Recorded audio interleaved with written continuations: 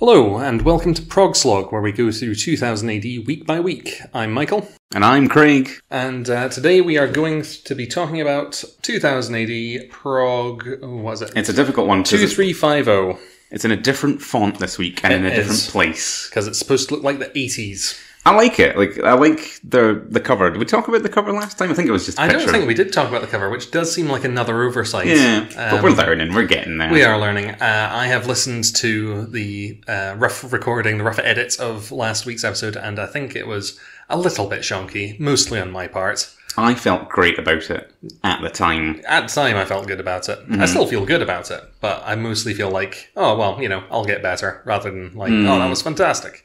It's a good attitude, we're always going to be, getting better, so. Absolutely. Should we talk about the cover then? So this battle action special? Absolutely. So, it's more or less all of the characters that we'll see presented in the prog itself. I have questions. Okay. The character, like you say, it's the characters in the prog. Yeah. Who's this guy? This guy with the chain on the front? Well, you may be bringing up the fact that all of these characters are not regular 2000 AD fare. It's half that, right? Yeah. It's half that, because this is a special. Although Judge Dredd is just there. He's off to the side, he's pointing his gun at you. He's also notably like Judge Dredd as he currently appears, rather than a young version of Judge Dredd, which will be important later. Definitely, we'll be bringing that up during the Judge Dredd segment. My point really is, I've read this prog now. Yep. And looking at, I could tell you who some of these characters are, having read the issue. But I don't know if I could tell you about others. Maybe that's just that they didn't have a big impact on me, and we'll get into that. But it could be. It's just that there's some people. There's some humans. Well, first of all, yeah. I should take a step back. Take a step back. Talk about, correct my error from last time. Yes. Where you said, should we introduce what 2000 AD is to the people? Yes. And then I just didn't. I felt like you did. I absolutely did not, having listened to it. 2000 AD is a weekly British comic book, been published since the 70s. 77. It is an anthology science fiction and fantasy comic book with different stories in it by different writers doing different things, except for Judge Dredd, who's always there now. He's always there. Yeah. He's always the first guy. If you know Judge Dredd entirely from one of those two films, this is where he's from. And he's pretty cool. He's a big marketable mascot of the British comics scene. He's my favourite fascist. He's probably my favourite fascist too. On my big list of favourite fascists, he's number one. There's a joke I want to do, which is but obscure. Mussolini was pretty cool, but I can't think of any fascists. You can't say that Mussolini You can't say that Mussolini was pretty cool, and I can't think of any other fascists. You've said it now, and all I can say is get it clipped, But this is not 2000 AD as it normally is, because this is a special issue. They do them sometimes. They do. They do summer specials, and they do regened or regened. But I think regen because generation. I thought that as well, but it's also maybe the type. You watch the YouTube channel, they probably talk about it. Do they say regened? It's been a while. I'm going to say regened. But that's the thing people can correct us on. They can come at us and be like, you fools, you don't even know how to say the things you're talking about. And then we can mine engagement from that. Hate clicks. Hate clicks. That's what I got into this business for. Yeah. So, we'll open the comic. We'll talk about, as I said, my usual order of business when I'm reading the comic is I start with what Tharg's saying. And what Tharg's saying is he's basically introducing the gimmick of this issue, but also, as he will come to, the Judge Dredd magazine. Yes. So he's saying this is an issue that is reimagining what a comic book from 2000 AD in 1982 might have been if they had merged with another magazine called Battle Action, and the characters and stories presented within are things from Battle Action that have been given a sci-fi and fantasy treatment. And that's basically all he's saying. He's flogging the magazine and saying that some more Battle Action stuff is going on there. Craig, have you ever heard of Battle Action before this? Yes, I have heard of Battle Action only because 2000 AD and Rebellion Publishing are on a rare tier or tear of trying to promote Battle Action because they have Battle Action books out there now. There is a comic currently. Is it like a collection? No, it's either an ongoing or a mini or something. They're trying to make Battle Action happen They're again. trying to make Battle Action. This is an entire advert for the concept of Battle Action, if not necessarily the product, because I don't know if any of these sci-fi things will carry over into Battle Action. I would have to imagine not, because what Battle Action appears to be, and this is perhaps spoilers for later in the podcast or whatever, but it appears to be more or less a World War II like soldier comic. Yes. Of the type that my now deceased father would get as a child. Yeah. So it's Commando, that kind of thing. It seems rather old-fashioned. I feel like your enjoyment of this prog is directly related to how over 40 you might hypothetically be. Maybe so. And I don't necessarily think that's a bad thing. We'll get into it. We'll definitely get into it with the various characters. Yeah. The other thing is, I think it's maybe it's good. It's good that they're doing a big push, because they've got a book out. It's like a separate thing. Like you say, it's a war comic. And this issue gets into how war comics were like declining in popularity. Yeah. In the 80s. It is true. So they're trying to make them happen. I don't know how well it's going for them. I think part of what they're suggesting is that war comics were kind of on the decline in the 80s because of magazines like 2000 AD. And it's like Toy Story, where nobody's into Westerns anymore because everybody wants space toys. Yes. No one wants, like, World War II soldiers. They want space fascists. As opposed to regular fascists, or sometimes alongside regular fascists. Next in the order is, as I said last week, the Damage Report. This time, the Damage Report's kind of got nothing. Nothing. It's still tucked away in there. It's a shame. It's a standalone issue, basically. So they can't really carry on the plot about how Tharg has been replaced by AI. The whole AI thing, presumably because they're worried that people will skip this. Yeah. But, like, the AI plot line has been completely dropped from the Damage Report. It's just telling you, this is the Damage Report. This is what the Damage Report would be if it was from 1982. What would that have been going on in 1982? Just that Tharg would have been buzzing around, realizing he had a comic hit on his hands. Yeah. Absolutely nothing. Nothing. It's, again, we weren't there in 1982, so we lack a lot of that context for this as well. But I think that maybe 82 was like when it took off, I don't know. I think that we're a good, like, test audience for 2000 AD, because we weren't there for 1982 Prog shenanigans. I've read, like, Apocalypse War stuff since, but also I'm not into, like, war comics necessarily. I won't go out of my way to buy war comics. No, absolutely not. So I think we're a good test of, like, we have no love for the things that they're clearly giving a lot of love to in this special. Right. So... And you think that makes us a good audience? I think that makes us a good test audience. Like, not necessarily for, like, this comic necessarily isn't made for us. No. But as outsiders, we can be like, no, I don't want to say objective, because that's... First of all, we're not. And objective reviews only. It's only, like, starting from Prog, like, from Prog Slog 2, complete objectiveness. This comic is 5 pages long, has... on average, 7 panels per page. Yeah. That, but also we can say, like, well, I didn't understand, I don't have any, like, affection for these characters, but that was a good action scene. Or, like, you know, I like the art, like... So I think what you're trying to say is that, like, if we like these war story-inspired comics, that means that they're just good comics. Yeah, they've succeeded. Yeah. Because, like we said last time, that it's an anthology and you're getting... You know, you're not paying for a specific thing. You're getting all these things shown to you. And maybe we'll come out of this loving war comics. I love Space Marines. You do love Space Marines. I did get a little... How do you feel about Marines? I don't necessarily love Marines as a thing. But I do love Space Marines. And it's weird they didn't go harder on the Space Marines in this, because... yeah, they could have. They could have. Yeah. The other thing I'd point out from the control zone, or whatever it's called... Tharg's Nerve Center. The Nerve Center page, is that we should spotlight the cover artist, because it does tell you there as well. Yes, that is true. The cover is, the art is by Cliff Robinson. I do like the art. And the colours are by Dylan Teague? Dylan Teague. Yeah, again... Spelled like league, but with a T. We'd like to be your friends. Please write in and say how badly we've pronounced your name. I like the actual art of the cover. It's very, like, well rendered. It's just that it's some people. Yeah. And I think that maybe that's the whole point, is, as you were saying, I don't recognise these people, and maybe that's the idea where, like, readers would be like, who's all these guys standing next to Judge Dredd? Yeah, and then, like, the other lot will be like, oh my god, it's those battle action characters from my childhood. Maybe so. The other thing to take note of in the Nerve Center before we move on, as I say, I don't read the blurbs, but they are there. So there's a blurb for each of the comics in this issue, and there are 6 of the things. 6 comics. It's a special. It's bigger. It's £4.99. So we were hoping that after our last recording went a bit longer than we were expecting, we'd be shorter this time, because there's not as much context to go through before, as we're talking about every story. I don't necessarily think it's going to be any shorter. No, I never plan to stop this recording. This is now my life. first comic in the issue is not advertised in the Nerve Center.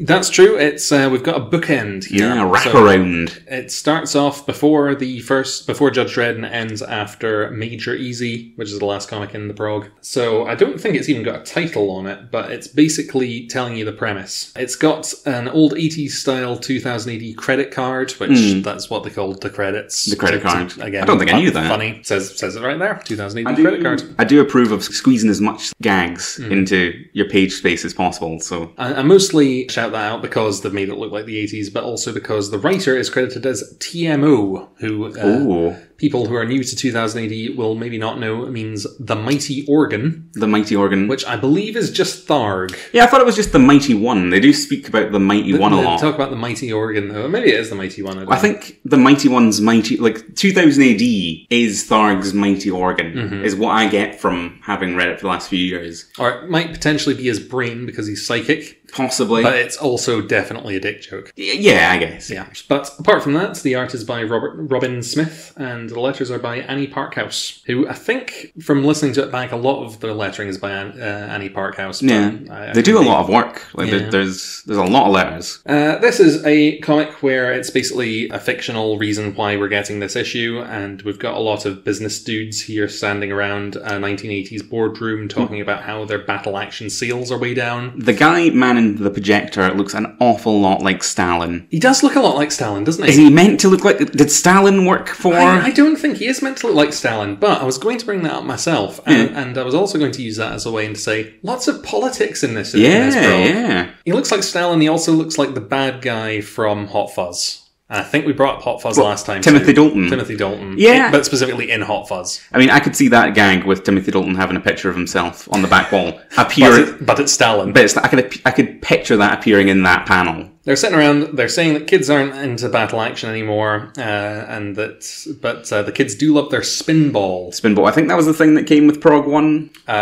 No, that was a disc of some kind, wasn't it? Spinners and stuff, plastic tat on the front of magazines. Well, they do say, the kids will be expecting a toy pack in next. Yeah. But no, I think Spinball is one of the things that will be covered in a later comic in this prog. Of course, yes. Which I only worked out... Now, I'm a hypocrite, right? Because later on, they've got a section that is giving you some context on what on earth these battle action comics were. I was going to ask. Yeah, I did read those. Okay, I'm glad you did, because I didn't. I was on a time crunch on this one, so I had to sacrifice some context. Fair enough. Well, I'll have questions. That's probably for the good, because exactly. I felt like particularly the comic about Spinball did need the context. God, yeah. But Spinball is a sport that's only fictional for the comic, and what it is live people playing pinball. Kinda. Because it was the age of pinball wizardry and pinball mania, or was it just Pac-Man mania that had a mania? Everything gets a mania. Beatlemania, True. I can see pinball mania definitely being a thing. But anyway, so they've got these problems. Kids aren't buying their comic, but they are saying that the Beetlejuicean up on the whatever floor, 20th floor, he's been doing really well. And then we turn the page. And we go from the, smoky 80s realistic boardroom to Tharg being an alien, having a robot Mac 1, presumably he used to be, one of the guys in the... Is that... I don't know, I don't want to say the name. The editorial staff. I believe that was the first editor of 2CAD, just to reinforce... 2CAD, yes. We've got to reinforce the 2CAD. We should probably be calling it 2CAD a lot more if we want to make 2CAD happen. Make 2CAD happen. We are ground zero for 2CAD. Anyway... He's quite weird looking as Mac 1. They're very well, I think because he's a real person, they're drawing a likeness. A caricature that is a robot. But, it's got a really real face that just has robot bits around it. Yeah, very organic. The thing I like about this little wraparound, the thing I took away from it was that at some point there were smoky businessmen on different floors. Yeah.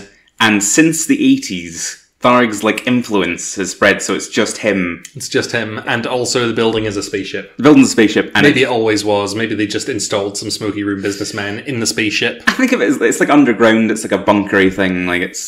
That's how I picture it anyway. But so Tharg is saying that the battle action people have been have given him a opportunity to take over their comic, and he's saying, well, is it full creative control? And he's like, yes, make them sci-fi. And he's like, well, in that case, they do have Spinball after all. Yeah. And then we enter into the comic proper. I like it. I like stuff like this. I like little extra bits. I love seeing Tharg. Yeah. See when the comics about Tharg, you see them, and they're like not necessarily that great. No. Sometimes. I'm not coming down on them. Just sometimes, even if it isn't great, still just love to see Tharg. Like, I love him being about and being active, and he's a reassuring presence. He's wearing an jumpsuit. Like, he's great. I think that, and this is very much against the philosophy with which 2080 or 2CAD uses Tharg, but I think what I would really like to see Tharg in would be, like, just a 2080 strip, and Tharg just sort of bumps in the middle of it and is the most powerful being in all of creation. Yes, he is. He's both played as, like, the controller of 2CAD, but also just an alien that eats paper cups. Like,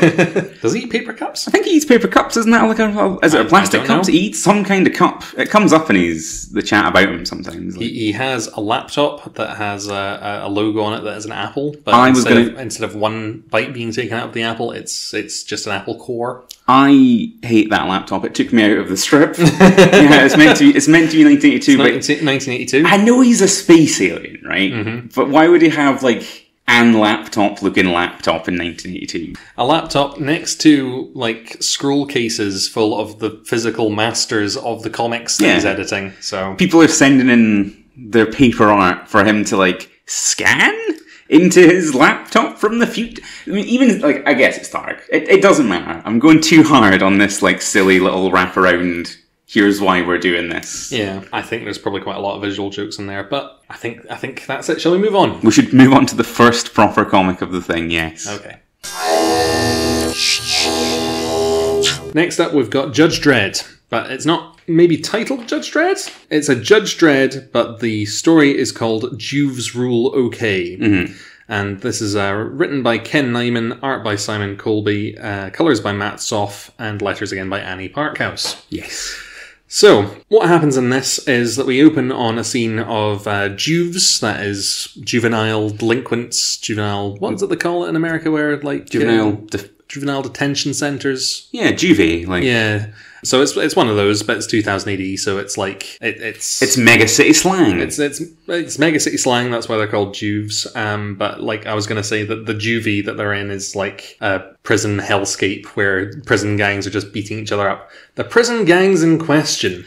This is possibly my favourite part of this entire comic. Yeah. So let's see if I can find it. So we've got the Yancey Street Savages. I was already in ecstasy at Yancey Street. Because, comics reader, it sounds like Yancey Street. From the Fantastic Four comics, where the Thing is from. Can you, like, talk on your love for Yancey Street? I love Yancey Street so much. Like, I mean, if we need to fill an hour. Yancey Street is like, it's like a comedy street gang that Ben Grimm, the Thing, was part of in his youth.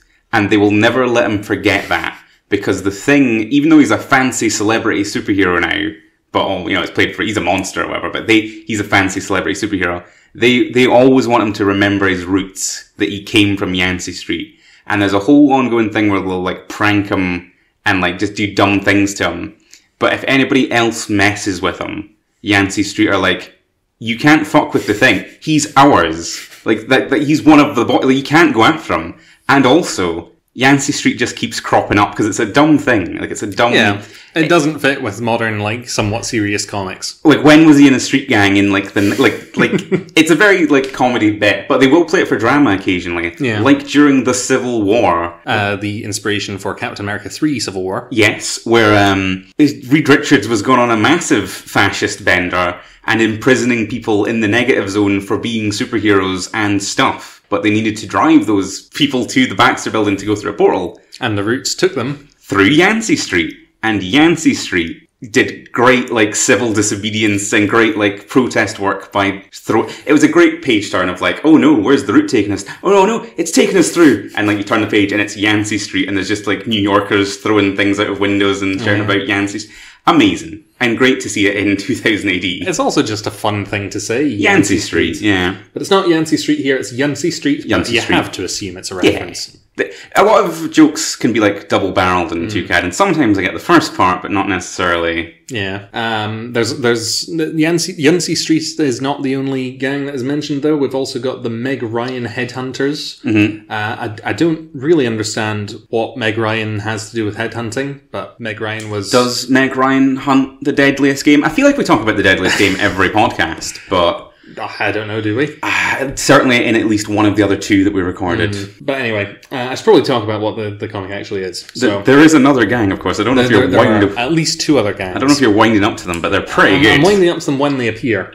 So we open it on the Meg Ryan Headhunters fighting the Yancey Street Savages in juvie. The judges turn up and they're like, stop that, and they shock them with a baton. Usual, like, police brutality, judge stuff. It's a shock. And then the judges... Just dissolve. Just disintegrate into, like, it's like the end of Raiders. Just like, turn into zombies and then fall down. And then they're skeletons. After that point, the kids are just left in charge of things and they're like, oh, the judges turned into dust, get their shock batons, you know, the streets belong to us now. We get a bit of explanation saying that there's some kind of virus, which, incidentally, I've got a thing to say about that. Go on. It's described as a virus here, possibly a reference to COVID. But in the thing where it was telling you what these comics are based on. So Juve's Rule OK is based on a famous short but very, what's the term, controversial comic from the late 70s or something called Kids Rule OK. Okay. And in that, the thing, so same setup. Like, everybody over the age of 20 just immediately dies. It's a good setup. Yeah. Like, it's a good stock plot. But the reason why that happened in the 70s or 80s was apparently climate change. Oh. So I don't know why you would make it not be climate change. It's not like we've solved that or anything.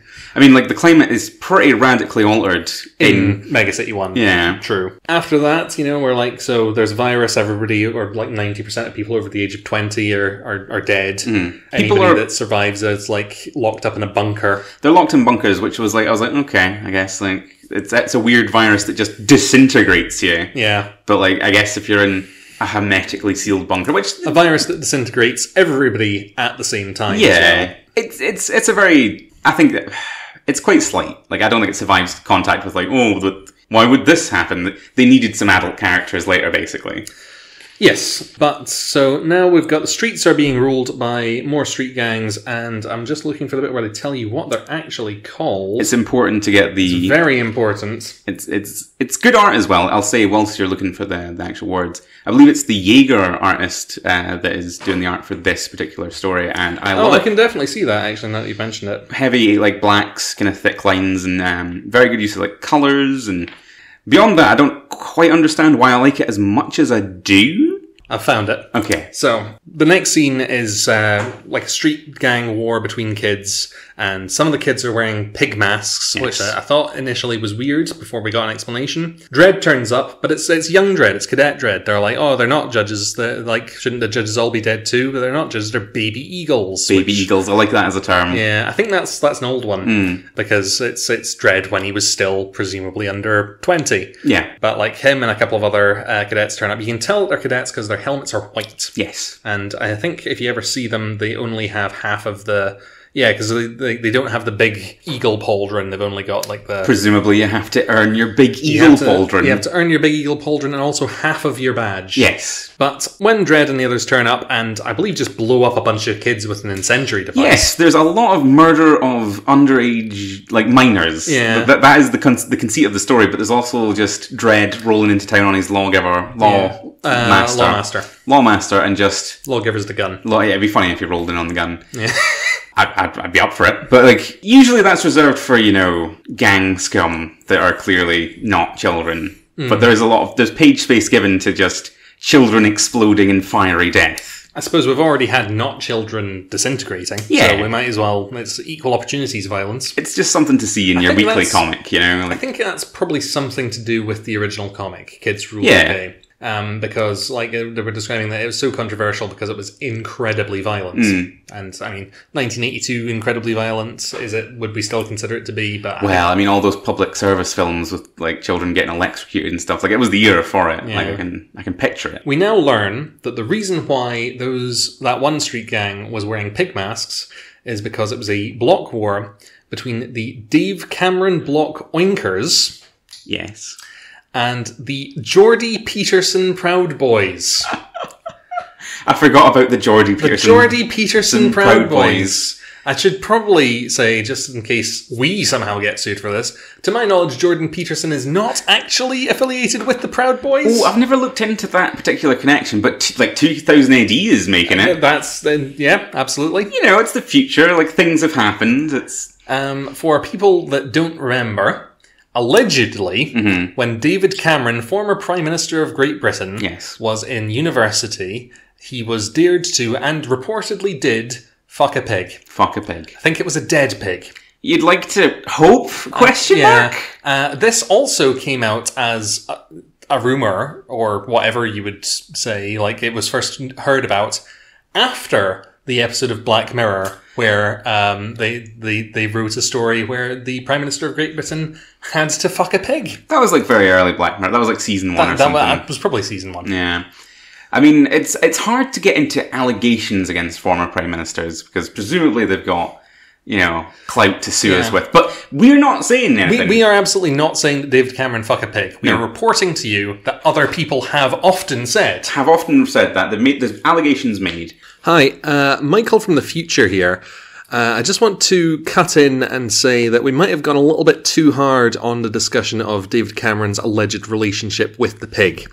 Reviewing the allegations themselves, they were that David Cameron had placed his genitalia inside, specifically the mouth of a pig's head. I think that fucking a dead pig maybe conjures up a more visceral image than what was actually being talked about at the time.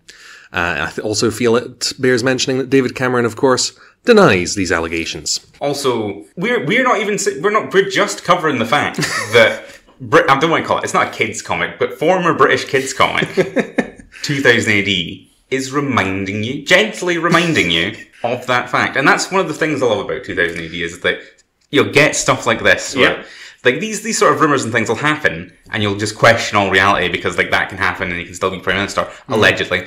Then it'll fizzle out, and it's been years. It's been years since that. When was the last time you thought about David Cameron fucking a pig? It was upsettingly the other week, but it was fun to see it in print. And for those who are not as terminally online as I am, Jordan Peterson is a soon-to-be former lecturer in like psychology, psychiatry, something like that. Soon-to-be former? There's a whole thing where he might lose his license. Okay. And general culture war figure. He wrote the book 12 Rules for Life, which is like a self-help book, but also did a lot of stuff where like he did a lot of interviews where he said that, like very misogynist things. Women shouldn't wear makeup in the workplace. And if you still can't picture him, listeners, he dresses like the Sixth Doctor and also sounds like Kermit the Frog.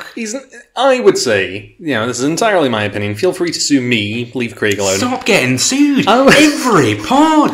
I would say that Jordan Peterson is not a particularly nice man, and the Proud Boys, who he's been lumped in together with here, are a general, real-world, right now, right-wing fascist street gang, who are also ridiculous. I believe their leader got arrested recently, and he was like calling for Trump to like pardon him or something like that. They were very into Donald Trump. Yeah. But that's the stuff you get. Like, there's a lot of gags, like a running gag in 2000 AD, that the blocks, the places where the people live in the megacities, are named after things that are happening in the now. Yeah, absolutely. Blocks they're inspired by the high-rise flat complexes that you got in Glasgow, but like in the fiction, they're like whole cities of themselves because they're so huge. If you've seen that Dredd film, if you've seen that one film, you've seen a block. Yeah. Back to the story. Dredd is saying that like, these gangs must have had backing or some kind, and he's saying that we know who they're being backed by. He goes off. Finds his clone brother Rico is the one who is in control of all of the child street gangs that are trying to take over the place. Rico is wearing quite a fetching outfit, I must say. Rico's gone wrong. He's got like a crown of antlers over his cadet helmet, and he's wearing a cape. Yep. He's raidered up, as you often say. I love a raider, and I love Raider Rico. I love Rico because like that's the thing about 2000 AD, because like Rico's in that Stallone film, right? That he's the villain. Yeah, he's the villain. He's the other clone of the same person that Dredd is. They're brothers. They look nothing alike in that film. He's smooshed up against the test tube. It's fine. The thing is, that's presented as a big like spoilery like reveal in that film. And in 2000 AD proper, it's just like, yeah, he had a clone brother. They're clones. Like, Judge Dredd's a clone. Like, people know that. It's just a nice sort of tonal thing I find for Dredd stuff. Is like, as you were saying last time we recorded, like you like it when there's some sci-fi nonsense in sci-fi stuff, specifically sci-fi stuff, and also if it's just played as just everyday occurrences. Like, it's not a big, oh no, he's got a surprising clone brother. It's like, no, he did, and I think he did a bad thing. I don't know what the bad thing is. No, it's been so long since that story was originally told, I have no idea. What it's not been that long since, though, is the regens. Yes. So in the regen, because they do this every month, every quarter. I want to say it's quarterly. They'll put out a special issue that's called Regen, and it's for kids. So it's to get kids into 2CAD. And because it's for kids, they don't run Judge Dredd, they run Cadet Dredd. So there's been an ongoing story that kind of leads in, like it's kind of got continuity within itself, where it's like Dredd is a kid and Rico is like his sidekick or friend, basically. His second judge that is a slightly more renegade judge, slightly more evil. I didn't read the last Regen. I just happened to not be able to get in to buy the comic that week. Was the last one, stop me if you don't remember this, but I think the last one was that like someone splashed some drugs on Rico and he went rogue for a comic. Oh, maybe I did read that then. Unless that was the previous one to the previous one. Anyway, my point was going to be like this sort of seems like because Rico's in that, like it always feels like they're building up towards Rico going wrong. His face turn from fascism? Question mark? His heel turn, heel turn from fascism. He's probably my favourite fascist. It's hard because I've not read that original Rico story, but it's good that they're mining it for content for Cadet Dredd stuff. There's definitely a very good story that you could do now that is a retelling of that story, and they keep hinting at it. This feels a bit like the next chapter in that story from the Regens, but because it's not in a Regen, it's like it immediately got way more violence. Yes, well, I doubt you'd have seen those child gangs blown away. No, probably not. This does feel like because it is a regen. Like it's got Cadet Dredd, it's got Rico, it's got that relationship, and it is showing a turn. Like this is an alt universe. It's like a possible one where he goes rogue and takes over street gangs or something. I'm just surprised that that's what they led with for this battle action thing. I'm surprised that they did a Cadet Dredd thing for it. I'm also surprised that there's not a character from battle action in here. Yeah, but I guess the context is it was Kids Rule in battle action, or was it? I think it was. There is a story in the magazine that weirdly isn't from battle action, it's from something else. I laughed quite hard at that when I was reading, because I read that one box. But I mean, that's for the next episode that we record, possibly a bonus episode. We might have them both at the same time. We're still on Dredd, so yeah. Speaking of we're still on Dredd, what actually happens? Dredd goes to Rico and he's like, oh, you're breaking the law running these street gangs. Rico's like, I'm not breaking the law, there is no law, everybody's dead, join my gang. And Dredd's like, I'm not going to join your gang. And then he leaves, and one of Rico's guys is like, oh, we're just going to let him leave, he's a judge. And Rico's like, no, he's going to join us, don't worry about it. It's good Rico work, he's convinced that he can turn Dredd. Well, he is, but he does then also say, or I'll kill him myself. He doesn't necessarily say mahaha after the end of that, but that's the vibe. Then we cut back to the Megacity Academy of Law, and Dredd is talking to two adult judges who are mid-falling apart. I like that. I did like that they weren't just fine. They weren't just fine, in their bunker. They're basically saying... They're kind of being...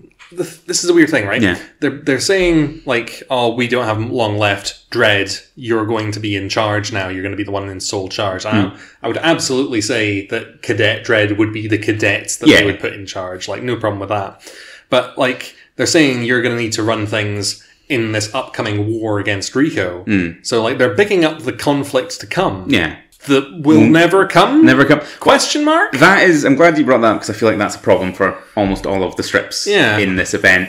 And it's difficult as well, because they keep saying every strip has a next prog that tells...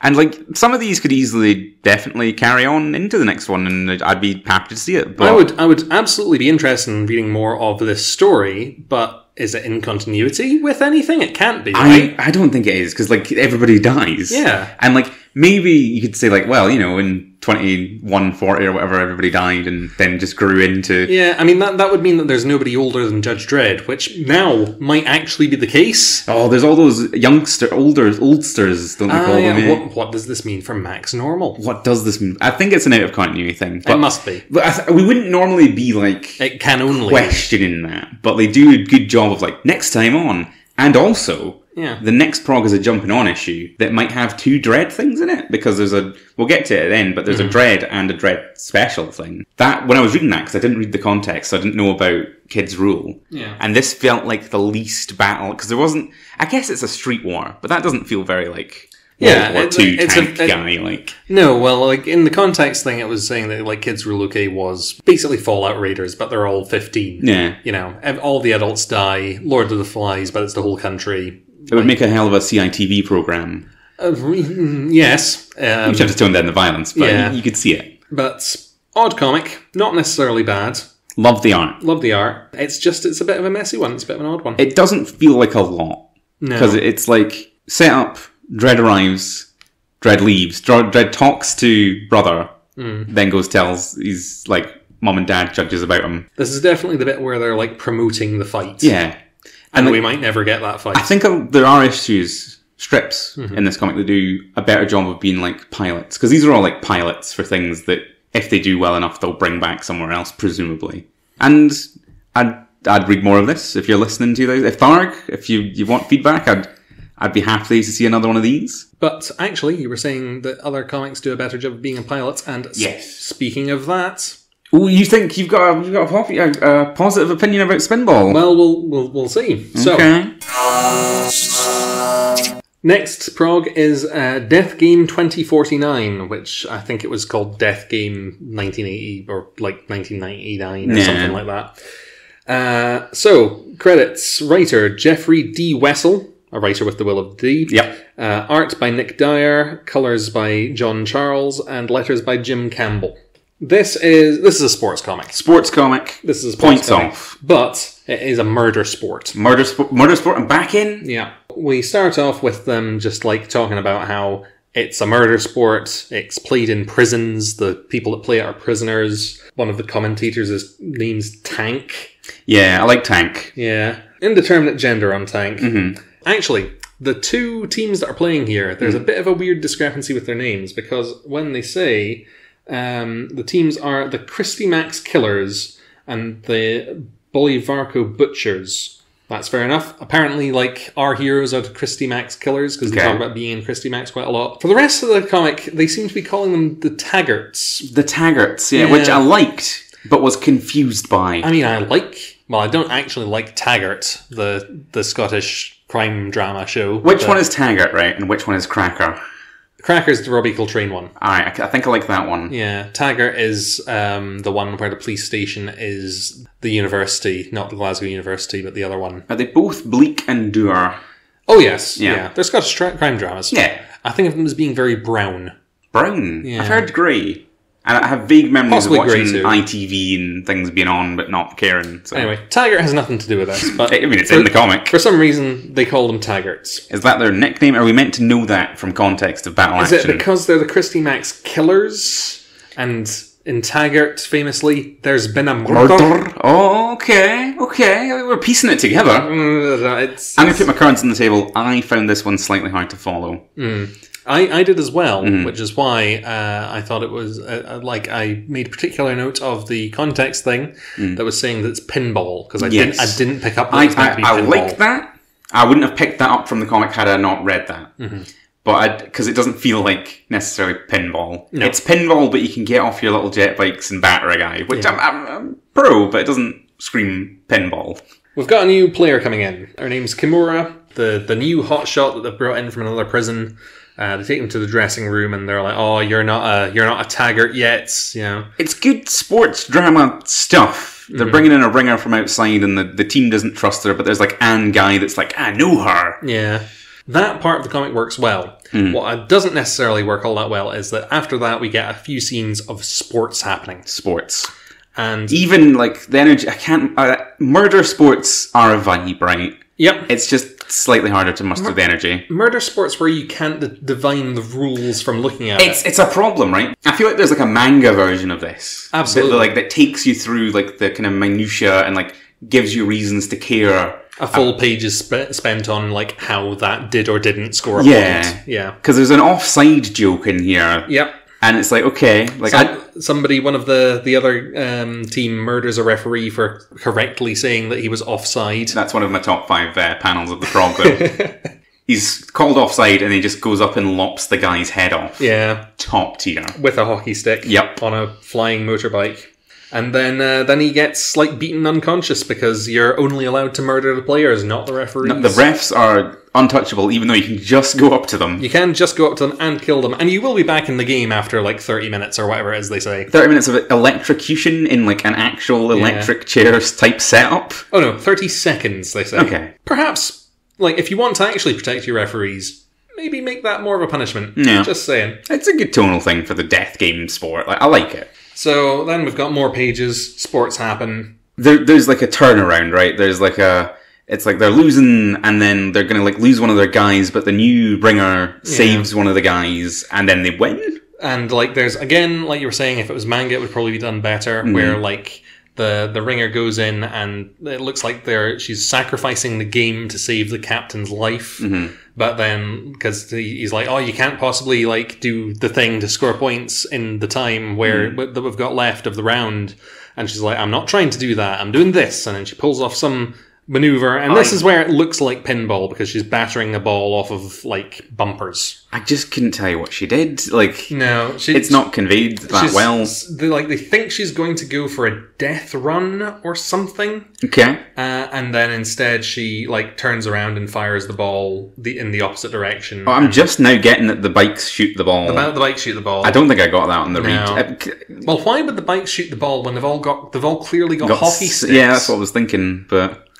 Again, but we are the test group. Like, we didn't read this comic and we don't have love for it, so we're just coming at it as raw as humanly possible. I believe from the context page that the version of this that existed in Battle Action, it was actual motorbikes. Okay. And less sci-fi, but otherwise it was still pinball with people. And you could murder other people. To the point about manga, right? I have a lot to say about comics versus manga, and they both have their values and virtues. Manga can make you care about sports. Like, you can give no fucks about a particular sport, and then read a good manga that, like, teaches you about American football. I have enjoyed iShield 21, which is a anime and manga about American football, and that actually weirdly worked perfectly with the manga format. I won't go into a big reason why, but it did.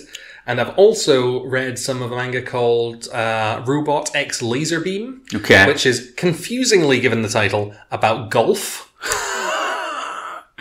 I want to read that manga. That sounds amazing. It was really good. Right? Didn't have a damn thing to do with robots or laser beams, but a lot to do about golf. Yeah. It was a really fun... So at one point, they skydived their way onto the golf course because they were going to be late otherwise. Where we landing, boys, but it's golf.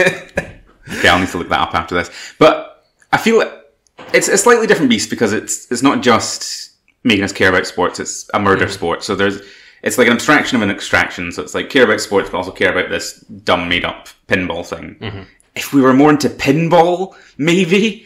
I don't know. And also, it's got that problem of being like a pilot episode where it's maybe never going to go anywhere. Well, because the human drama doesn't... I think this is where the comic takes a turn, because we're done with the game. And so, like, the very last page, so we've got, like, the bit before the game is, like, 2 pages, and the last page. The last page has got all the sort of, like, this is a pilot story, like, setup stuff. Hooks. And I think it's actually quite, what's the word? It draws you in. Because we've got this stuff about how the captain is, I think he has another bit of, like, I think I recognise her from somewhere. And he's like, oh, you're still not a taggart. But that was a good start, and they can shake hands. Yeah. And then we've got like one bit where the new ringer, Kimura, she's saying she's got thought bubbles. What's a good thought bubble? The thought bubble in this comic was off the charts. Basically, all the interesting things in this comic happen in thought bubbles. Yeah. But so she's saying like, I've engineered this transfer to Christy Max because someone in this hellhole is the bastard who slaughtered my family. I'm like, ooh, could we have had that as part of the story, please? That could have been page 1, really. Yeah, and then not only that, but like it cuts to the leader of the prison, and she's got another interesting thought bubble. She says she's perfect to be the patsy when my plan to destroy this barbaric blood sport that murdered my father goes into effect. So I didn't really care about this while I was reading the part that's supposed to be the interesting part. Yep, but the human drama got you. Well, it's not so much the human drama, but just like the bit where they're Intrigue. like, this could have a story. I was like, ooh, yes please, actually. I mean, they put a hook in there, and I guess I'd like to learn, but like, by that last page, I was just like, I didn't really enjoy this. I feel like I've gone harsh on it. Like, I like it. I like the art. I want to like the idea of a murder sport comic. I think it worked really well as a pilot for the comic carrying on. I thought it was pretty lackluster as a comic in and of itself. It does have that panel of the ref being beheaded. It does have that panel. So I'm back on board 10 out of 10. 10 referees' heads out of 10. And I think we'll stop talking about Spinball there. We could cover this advert. You can take out a subscription and get a Slain pin. And I bring that up so people can correct me if is it Slain? Sleane? Slanya. Slanya. It's an advert for a subscription. Get a pin that says "Kiss my axe." I think you only really want to talk about the advert because they do on Sonic the Comic the podcast, don't you? There's never any good ads in comics now. It's a whole bugbear. Like, oh, really? But you just can't get advertising. People don't want to advertise in comics because they sell so little. Like, we may or may not cut out the bit where we're talking about the advert. That's the thing. Fix it in post. Mussolini was pretty cool. Fucking a dead pig. Now we have El Mestizo. Another word we might not be pronouncing correctly. Demon with a Gun. Writer Chris Weston. Art also Chris Weston. And letters by Simon Boland. So this is a sci-fi-ization of what is clearly like a pure Western comic. Yeah. And I believe the El Mestizo comics that existed in the past were like the creator of that was the co-creator of Dread. Yes, I can't say his name, but I can't say his name also because I don't have it in don't have it to hand, and I don't want to butcher the co-creator of Dread's name live on air. It was pretty cool. Like, this one, yeah, I like this one. I like this one a lot. Nah. Do you want to do like, the run through, or shall I do it? You can do. You're better at the run through, and also you've got the comic facing you. Fair enough. I want to say up front, I don't necessarily like Western things. Right, at all? No, it's more of a hurdle. It's more of a like, you know, my weird feelings about if someone can't phone for help. Then, yes. But like, I don't necessarily enjoy the Western cowboy aesthetic. I quite do. I like cowboys in things. See if a cowboy turns up in a thing, fun. But I don't necessarily like the West as a setting. Well, let's go back to you liking Space Marines and not liking Marines. How do you feel about Space Cowboys? Love them. I mean, every space cowboy thing. I mean, I'm not the biggest Firefly fan. Firefly, yeah. But, you know, Cowboy Bebop, incredible. This comic, we start off with a man in a Civil War Union uniform being interviewed by two men in black. I feel like it's a direct reference to something. To something. And it's probably a reference in this as well, but in the first Red Dead Redemption, like, two of the people that give you missions to do are, like, government men who wear black. These are called out as Pinkertons. Are they Pinkertons? They say in one of the first panels there, they're Pinkertons, and I've never quite understood what that is, but it's a fun word to say. Pinkertons were, and are, they're still around, actually. Oh yeah, of course. A private detective agency. Right. With the term private detective very much in quotes. Right. The R end were, well, maybe not R, I don't know what they're like now, other than they were sent to, like, get money back from that Magic the Gathering guy. Oh yeah, that was a news story recently. That was like this year. Yeah. The Pinkerton Detective Agency turned up because someone had, like, Magic the Gathering products before Street Date or something. Bizarre world. Very bizarre. But back in the day, they were basically hired thugs. Right. You know, you'd hire the Pinkerton Detective Agent. I think they were often used as strike breakers and things like that. I feel like that was the thing I was going to bring up. I've heard strike stuff about them. You know, they were a kind of mercenary army that you could hire. That also, like, presumably did some detecting. On the side. Occasionally. Reckoning. But they are interviewing this guy to say, like, oh, what happened? You know, the report that you sent back to the union officers, like, was full of holes. Like, you know, tell us. And he's like, well, I'll tell you, but you won't believe me. And then we get the flashback. So what happened was that he was part of a transport going through a pass, like, you know, if you've seen any westerns or even just like generally know what westerns are stereotypically like, it's a scene from any western you've ever seen. He was doing a western. They were transporting... They were going through a ravine and they said like, oh, this would be a great place for an ambush. Yeah. And then they're immediately ambushed. Loved it. They were also like transporting some comedy gold. They're transporting gold. It was like Confederate gold. Yeah, which is very close to Nazi gold. Yes. So I was like, I don't know, did the Confederates have a lot of gold? They had a lot of money. I mean, everybody had gold I guess in the past. It was the gold standard. Yeah, the gold rush, you know, Yeah, like true. Prospectors, like... But was the gold rush not like a Californian sort of thing? Yes, so probably not. Yeah. But, you know, general Western... There are other reasons why this isn't necessarily 100% historically accurate. Yes. Because they are ambushed by a man who is called El Mestizo. He looks to me an awful lot like a cowboy version of Jimi Hendrix. Who kind of looks like a cowboy sometimes, anyway. I guess so. And on his shoulder is a lump of flesh. It's like a heart with tentacles and feelers. And like one of the tentacles ends in like a starfish-looking shape thing. And it's like wrapped around his neck, and it's like it's controlling his mind.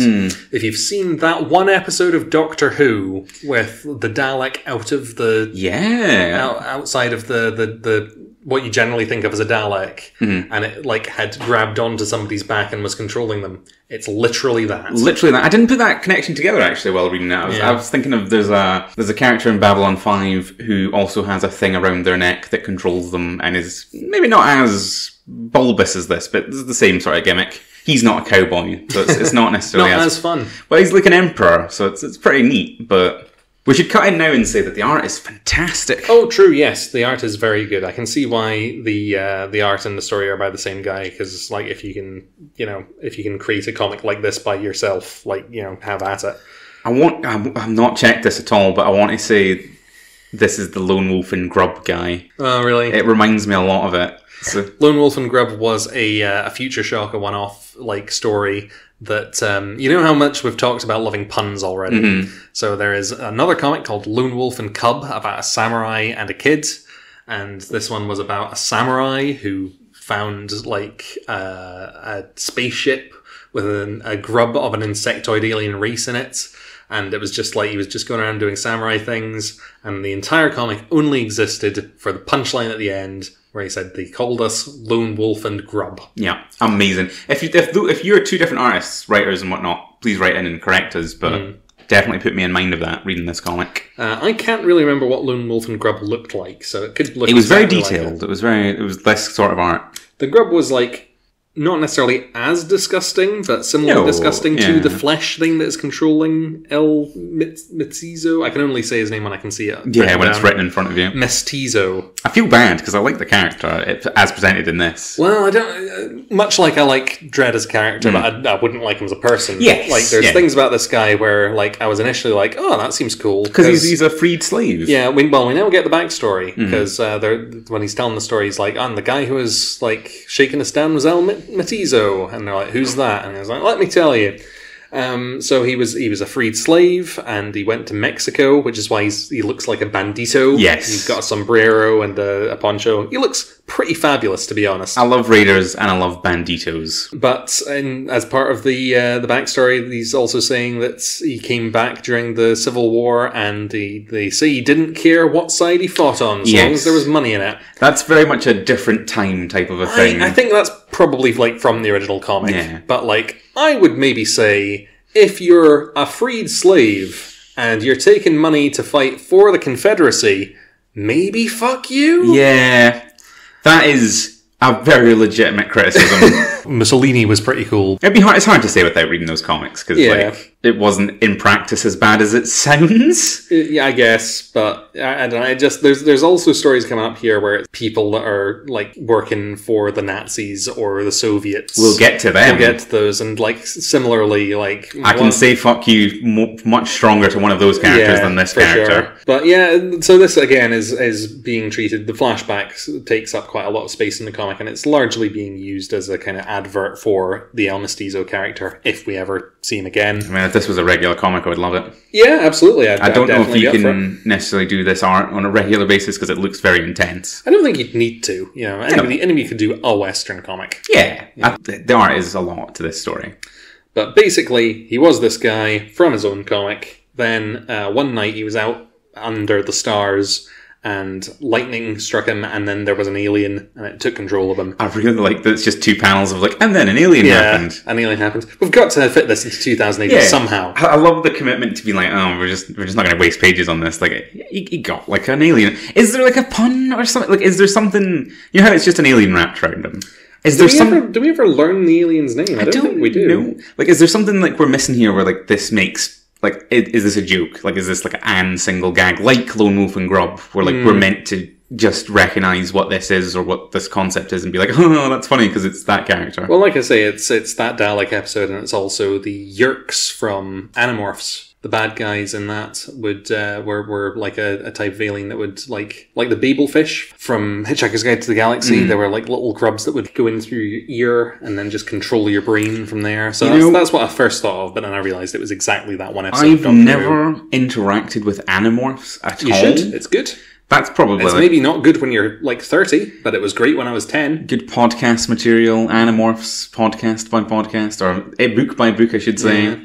But whatever it is taking control of him, and it wants gold for some reason. I really like that as well. I like that this like non-humanoid squid alien's like, get me that gold. Then we cut back to the Pinkertons, apparently, and they're like, oh, that's a crazy story. Don't tell that to anybody. They won't believe you. And they walk out. One of them says to the other, what do you think, princess? And then the older of the two gentlemen morphs into a Star Trek lady. Yep. She's like, I'm convinced that it's, well, hold on. He said, I'm convinced that Blocker, that's presumably the guy's name, let's deploy a Nolan pincer movement. You stay on our tentacled friend's trail, see if we can stop it getting into any more scrapes. Meanwhile, I'll head upstream to a megacity tech lab it escaped from. Yeah, so like, is this a thing from Dredd that we're meant to know? Are these characters from... like 2000 AD we're meant to know? I mean, they seem like the Time Police. Yeah. Like, the Star Trek lady's got, like, an hourglass logo on her. If they were time judges, though, I feel like they would be more pauldrony. There definitely are, like, interdimensional judges. They are, Department K. Yeah. So, like, it's a good, like, sort of, like, ooh, twist ending. Like, it's like a little kind of, you know, it's a future shocky kind of story. Yeah. And maybe we're meant to know who these people are. I should also say that this is another thing where it's got the end question mark. Yes. But, having read that, and then the next strip that we'll get onto, it felt like there was maybe time travel stuff happening across the strips. Well, I was going to say that, like, this is kind of a double feature with the next strip, and, you know, you can kind of tell the difference in quality. Yes. But we should mention that there was a plot beat where El Mestizo, the alien wanted gold, and he was going to murder the guy who was telling the story. Yes. But I forgot to mention that. He was like, El Mestizo is no murderer, and, like, willpowered the alien to not kill the guy. Yeah. And it's like, well, I think you are a murderer, really. Like, even pre-alien thing, I think you kill people. Like, that's your... You're a gunslinger, right? Yeah, I think that's your job. I think that's what you do for a living, really. Like, presumably, he would only kill in an honourable fashion. So that's a big Westerns thing. He ambushed these guys. Like, I mean, maybe the alien's in control of the whole ambush style. I think the alien is totally in control of him. Like, that's the impression I got. I like him. It's a little bit of drama, a little bit of, like, you know, will he get out of this mind control? But it seems to not matter because it's a time travel thing. Like, the alien's from space, but also the future. If I were to guess where this went, if this got another, like, 5 installments, I would say that the Time Police are going to look for this El Mestizo to, like, kill him or get rid of the tentacle thing. They're going to try and kill him and not be able to. Then he's going to be freed from the tentacle thing, but it'll, like, latch on somebody else. Yeah. He'll have to work with the Time Police.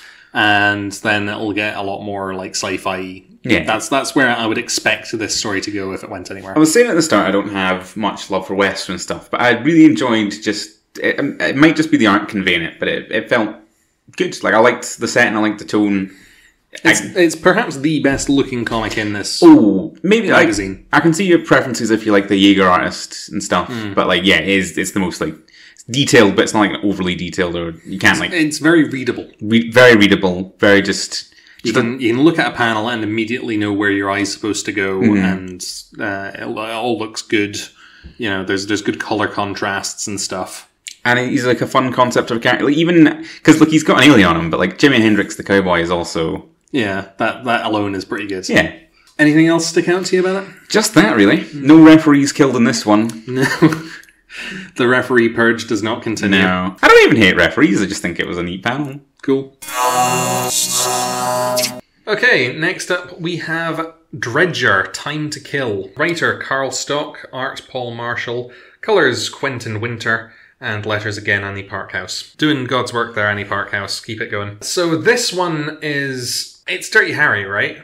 It's Dirty Harry, but like Sweeney. The Sweeney, because I think Dirty Harry is too high class for what I think this is going for. It's every given program you could see on ITV4. Yeah. The professionals. The context page says that this was like a thing where like it was very much inspired by those kinds of things. But they already had a cop, One-Eyed Jack, who I believe Judge Dredd crossed over with somewhat recently in the magazine, because I believe that was written by the creators of Judge Dredd. It was a precursor, because he was just Dirty Harry. So what they did with Dredger in the original comics, apparently, was they just took the exact same idea and then made him a spy instead of a cop.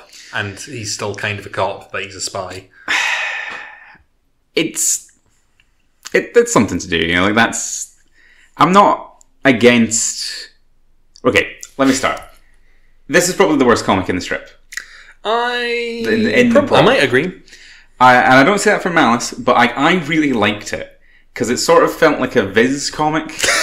Like, and I don't necessarily like Viz, but like it's like a very sort of dry, like the comic. It's like it's just a straightforward strip, kind of. I mean, it's time traveling stuff, but like the character of Dredger, right, is played for, I would say, dry comedy.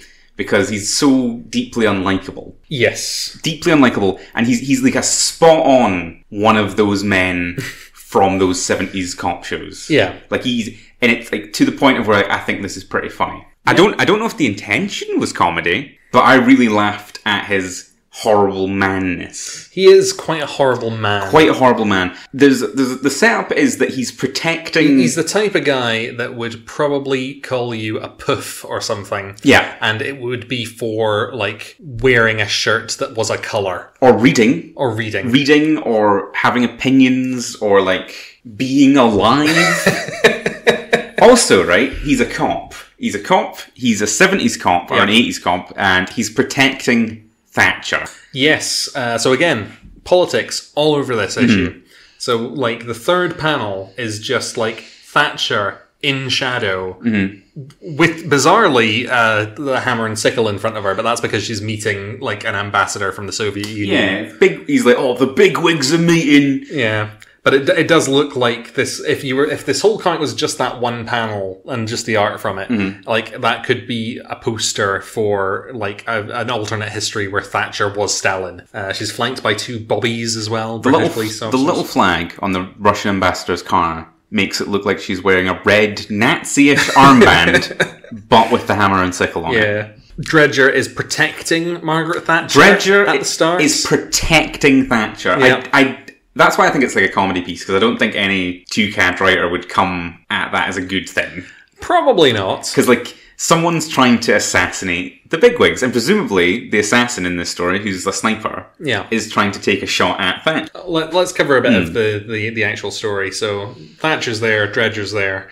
He sees the flash of something in a window and he's like, nobody's supposed to be in that building. It's supposed to be cleared. That'll be the flash of a sniper's sight, a sniper's scope. Go and protect Thatcher. Protect Thatcher at all costs. And then, there's the running joke about Dirty Harry's partner's always getting killed. Dredger's partner runs off to protect Thatcher and immediately gets lasered to death. I wonder if that's like a long-running Dredger's partner that nobody liked. Maybe. Like an Adric-alike. He's got like sort of Adric-like hair, but blonde. He does look like he is a drawing of a specific person. He looks like the intellectual that Dredger would be calling a poof. Yeah, absolutely. He's an adult blonde man as well, which I feel like you don't see a lot of that. He's short, like there's a frame of them together, like they're standing together and he's like a head or more shorter than Dredger. Well, is he small or is he far away? Because also his shoes are higher up on that panel than maybe. are. Dredger's also, for listeners, he's wearing all denim. Yes, double denim. The denim tuxedo. Double denim, cop, protecting Thatcher. I think they're doing good work. like as a strip, maybe not, but like all the elements are kind of love. There's a thing as well where it's like they're saying that he was in the special forces or something like that, yeah. But he was too much of a rogue for that, so he had to join the spy police instead. Anyway, Dredger goes running off to find the sniper and he breaks down the door and it is a, like, not even sci-fi, like superhero villain looking fuck. He's got a visor, he's all in green. He's green and purple, he might not be purple. Like a supervillain, he looks like an agent of AIM. He does look like if they did a sci-fi episode of the TV show that Dredger is in the 70s, he looks like something they would come up with on that budget. And much like I was saying about where I would expect El Matizo to go, like he goes and tries to fight this sci-fi guy and gets pulled through the time portal along with him. The thing that I noted about this page is that when he sees him and he sees that he's got a laser gun, and he says something like, your fancy shooter. Your fancy shooter, yeah, that was great. But also he refers to him derogatively as Luke Skywalker. Oh, true. Which I find, like, this is my key point for this issue. That is great character writing. For 1982. For this terrible man. Because, like, the guy looks nothing like Luke Skywalker. He does have a sci-fi sword. I want to say he calls him Luke Skywalker before the sword comes out. Yeah, true, he does, actually. I'm looking at it now. He's a terrible man, right? And, like, Star Wars was the biggest thing in the world 5 years ago, from his perspective or whatever. Well, Empire Strikes Back might have come out. That's true, Empire might be out. But, like, he knows that that's an sci-fi thing. Mm-hmm. And he's like, well, you're also an sci-fi thing, even though you're not, like, a farm boy rebel. Like, you're just a sci-fi thing. So I'm going to call you this one... Like, I can vividly picture that in one of those shows. Flash Gordon would have maybe been more the reference. That would have made more sense. Yeah. But he's a terrible man. Exactly. So I think it's spot on writing for this terrible guy. He goes through a time portal. He ends up in a big empty room, which I thought was a holodeck, but apparently is a time machine. Mm-hmm. They run out and are immediately arrested by time police. Mm-hmm. So second in a row story with time police. Different time police? Yes. Oh yeah, they're definitely different, but like they're the same concept. And they're like, we're arresting this time criminal.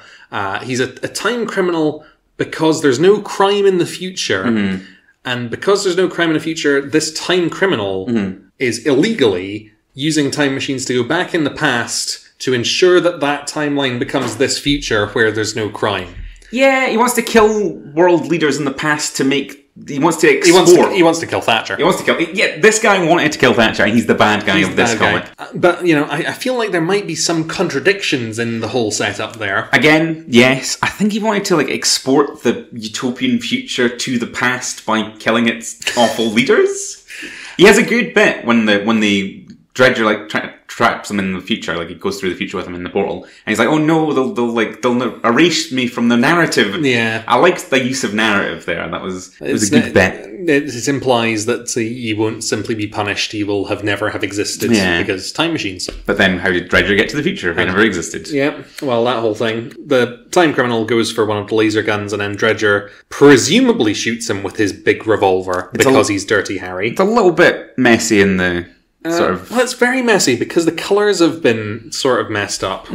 So sorry to Quentin Winter, but I think you might have confused me slightly because we've got a few panels of Dredger going for his big revolver, and then Dredger shooting his big revolver off panel, to off this panel. Yeah, you can't see. It's not like he is shooting the guy. and then like there's somebody witnessing that he's shot the panel, and I think it's supposed to be one of the Time Police. Yes. But the Time Police are wearing somewhat similar clothing to the Time Criminal, but they're different colours. So the Time Police are wearing like white, silver, and blue, and the Time Criminal was wearing like black and green. And the guy who was witnessing the gun having been shot is wearing black, green, and blue. So like initially I was like, wait, did he shoot the cops? Like, what the fuck's going on here? It was a little bit messy. Also, I don't know if, because there's like a kind of High Lord of the Future that's there with the Time Cops, like a crystal sort of toga Bill and Ted guy, and it looks like they're the same person because they've got like an orb in the middle of the chest, but he's pink, and like it's a lot. It's messy. It's also the High Lord of the Future is not in the page before, so like the establishing shot of all the Time Police arresting the Time Criminal. Like, he's just not there, so he appears out of nowhere. Yeah. And it's basically just the setup of Demolition Man. It is, kind of, because Dredger finds out that now that he is in the future, it is impossible, for some reason, for him to be put back. I felt that was very weak. Yeah. There's like a bubble being like, well, it's impossible, even though, like... We have a time machine. It's illegal to time travel. That guy just went back to the past where you're from using that time machine. So you'll just have to be a cop in the future. You're going to have to be a terrible... You're going to have to bring... It's like Life on Mars. It's like a 70s cop bringing his like terrible 70s copness to the future. To that, I'll call out the last word bubble in the comic, which is Dredger turning to the camera and saying, "Then it is what it is. This is a world of peace, and it's going to take some hard 20th century policing to keep it that way." Which, I don't... There's a lot to unpack with that one bubble. Yeah. But I feel like it's coming from a good place of comedy. Like, dry comedy, where like they're not like, oh, this is so wacky. They're just like, he's a terrible man. I don't think that this is all the way an endorsement of Dredger. No. And I think that's how you do this kind of thing, where it's like, how do you make this terrible 70s man a comic in 2023. I guess so. It suffers from being so close to Matizo, which had a similar story. Time Cops. And, this is... It looks nice, I guess. I like it. I like the art. It's a little bit messy in places, but nothing too bad. And like I say, I like the tone of this. Like, I keep like banging on about this, but I think it's a really well done... Like, it carried it for me. First off, he's trying to protect Thatcher. And then, like, he just continues to be terrible throughout. And I think it was well-observed terribleness. It's one where, like, maybe I don't want to see more of this, because it's a pilot for a thing. Yeah. But, like, I can picture me enjoying Dredger every week, and you being like, I don't like Dredger, Craig, it's not good. That definitely could happen. Again, that has a little box at the bottom saying, is the future ready for Dredger? Find out next week. We won't. Will we? I don't know. Maybe in 6 to 9 months when they commission the next thing. Yeah. But that was Dredger. That was Dredger. He's probably my favourite fascist. The next page is what I've been referring to as the context page. I really wanted to read this, but time got away from me on the old crunch. I don't think I'll really go into it because I'll be referencing it the whole way through, you've done a good job of like having read the context at least, because I would have been lost on specifically Juve's rule. Yeah. But like, hey, it's got this double page feature of the comics it's referencing and explain a little bit about them to you. It is interesting to see in Toucan because usually they don't do text pieces like this. I've seen it before. Most recently when Alan Grant died. Usually it's like obituaries from what I've seen, but that is more of a common thing in the magazine. They will fill space with like, here's interviews with folk, or like, here's what's happening with books and things. Like, just interesting to see. Next comic. This is the battle action ad as well. So you were asking, is there a battle action comic? Here it is. Oh yes, I see what you mean. I think that says issue 5. On sale 27th of September. I assume because the model... I was going to say, is that where all these stories will be going next week? No, I don't... They've done a horrible job communicating that, if that's the case. I doubtful, because if you look at the cover, this is like World War One. It's some sort of dogfight. Yeah, it's like some kind of World War. I think he's fighting a dirigible. It looks like a biplane that he's in, so probably World War One. But that is the battle action stuff. So it's back. It's had 5 issues. It's got Garth Ennis. Yeah, I see that. Garth Ennis, the top billing. So they've got people on it. It's a big push. So if you like this, go get that, and it's in the middle of the comic. And I want to say, because you missed it, quite easily missable on this 2-page splash. True. I just have advert blindness, though. True. The next comic is called Hellman of Hellforce, which was Hellman of Hallerforce in the original comic, and this is a comic about a Nazi. It's about a Nazi, and he gets quite testy. I think he would say he's not a Nazi. He definitely does say he's not a Nazi in this literal comic. But this is it's a weird thing, because this is an adaptation of comic from Battle Action about a German tank commander, and in the context page it was saying that it was inspired by, I think, the Battle of the Bulge was the film, where they had characters who were on both sides, and the person that was inspired to make the comic was like, I find the German tank commander a much more interesting character than the generically heroic American. Was the Battle of the Bulge, was that a Rommel thing? Was that a desert rat? I mean, it might not have been actually Rommel, but it was probably I get big Rommel vibes from this comic, because he's a tank guy and he's a good Nazi. Well, it's it's the idea is that you're not necessarily a Nazi just because you fought for the Germans, and aren't you? It's difficult because in the real world, people would have been conscripted. There is that. Conscription was a thing. But this is fiction, and also it's not just that he's a conscript. He's a tank commander. Yeah. I think there's a lot of iffy stuff because, like I say, fuck that Nazi. Even though he is the main character of this comic, how did you feel about this strip? Confused. Confused. Yeah. What was your confusion? Because is it just that it was about a Nazi and how he was a protagonist Nazi? Yes. Do you have good feelings about the conceit and setting? Because I do. Well, I have good feelings about the setting, but I think I would have done it differently. Right. So, the sci-fi twist here is that this is the Nazis leading a tank assault on literal hell. Literal hell. When I read this first page, I really liked it. Yeah. That is the type of thing I want to see in 2000 AD. Should say I haven't done the credits yet. So the writer of this particular comic is Arthur Wyatt. Art by Jake Lynch, colours by Jim Boswell, and letters by Simon Boland. I'll talk you through what happens and see if I can sort out my feelings as we go in. So we open on hell. A tank is moving through hell, and they're trying to sneak up on something. Some flying demon bats attack them with acid vomits. The panel of them vomiting acid on the Nazis is great. And the Germans respond with machine gun fire. They call out the specific type of machine gun that it is, because it's that kind of comic. It's a war comic. And then they're like, oh, so much for the element of surprise. After that, we get a bit of flashback as to what's going on. And basically, there's a Nazi scientist who's discovered a way to access hell.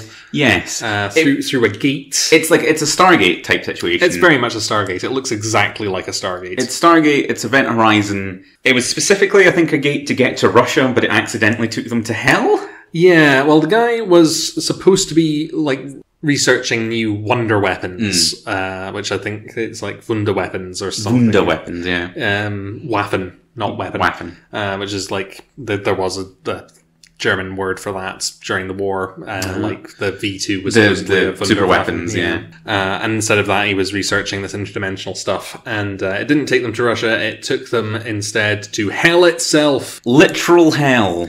And then we've got a shot of some tanks and people transports shooting tank guns at demon lobsters. Crab men. They're also saying keep firing the 88s because that's the name of the tank gun, because it's that kind of comic. They're tanks that are specifically designed or adapted for combat in hell. They did mention that. I think they're armoured against hell stuff or something. Mm-hmm. It's difficult because I don't want the Nazis to be good at hell. It's a good gag, right? Well, Nazis are always dicking around with occult stuff in fiction. Yeah, this will not be the only time in this comic where we see that. Although maybe not the Prog, but maybe the magazine. It's a well-worn trope of Nazi occultism. Yeah, I really like the gag of Hitler opening up another front. He opened up a front against the Russians and then seemingly accidentally opened up a front against literal hell. That's funny. I've had a thought about what I would have done differently. Yeah. I've got two thoughts about what I would have done differently. The main one is, like, I think this would be more fun if it was, like, Hellman. His name's Hellman. Hellman's mustard. If this was, like, Hellman and his Nazi soldiers, like, fighting through hell because they died and they're in hell because they're Nazis. That would be cool. That would be quite fun. Maybe not, like, respectful to the character as they were portrayed in battle action, but... I think you have to... Because they're trying to make it a sci-fi thing. So they're like, oh, it's a sci-fi portal. I mean, that would still, like, fantastical. Yeah. I forget sometimes that 2CAD does Fancy fantasy stuff. Yeah. So then they get to where they're going, and they find out that what they've been going towards is an SS-like camp where there's a prison transport, and they've got all of these Allied forces prisoners, and he's like, oh, what do we have these for? And they're like, oh, we're setting up another portal, and we're going to power it by killing a bunch of Allied soldiers.